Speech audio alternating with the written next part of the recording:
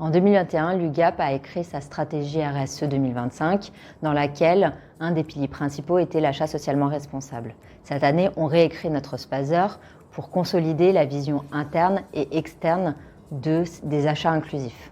Dans ce pilier, l'UGAP souhaite renforcer 3 axes. Le premier, c'est la poursuite du développement des clauses d'insertion professionnelle en améliorant la qualité grâce à des critères d'attribution. Le deuxième, c'est la poursuite de la mise en place des marchés réservés. Et enfin, la création d'opportunités entre le milieu ordinaire et les acteurs inclusifs pour créer des partenariats.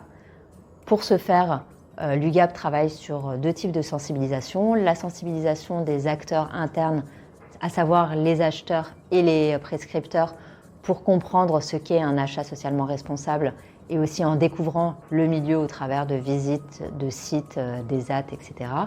Et la deuxième sensibilisation, c'est la sensibilisation de nos fournisseurs pour les mettre à la rencontre des acteurs inclusifs et également la sensibilisation des acteurs inclusifs sur la commande publique et comment répondre à ces marchés. Les principales évolutions sont la participation assez forte des structures de l'inclusion sur nos mises en concurrence.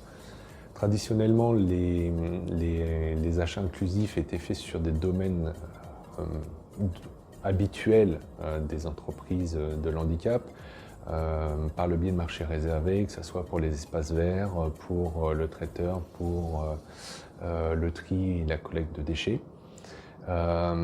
Avec l'évolution des entreprises de ce secteur-là également qui proposent une offre plus étoffée et le travail de sensibilisation qui est fait en interne auprès de nos services prescripteurs,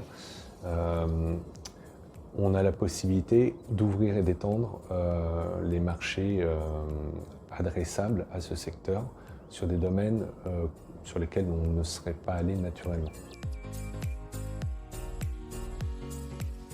Afin de créer des opportunités entre le milieu ordinaire et les acteurs inclusifs, l'UGAP met en place des webinaires de rencontres entre ses fournisseurs et les acteurs inclusifs d'une filière spécifique et également des business meetings qui permettent la rencontre de ces deux mondes afin de créer des partenariats durables.